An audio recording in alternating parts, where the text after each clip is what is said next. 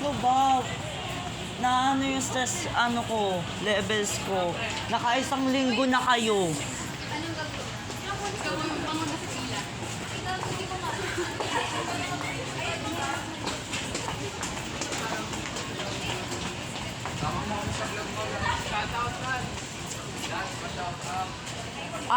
I'm not on the mood. Sorry. May limitasyon ng tao. Sabi ko siya. Mataas ang stress levels ko today. Oh, gagawin namin. Wala kayong magagawa. Intayin nyo na ako mag-collapse at ma-high blood.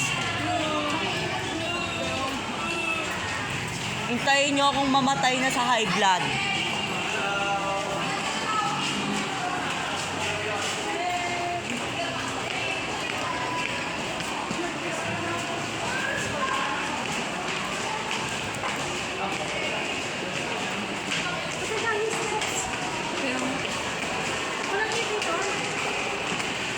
Walang elevator dito, bakla.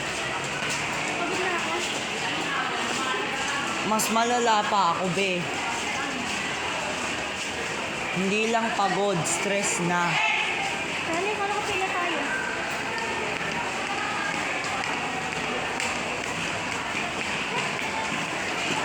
Bakit ang taas?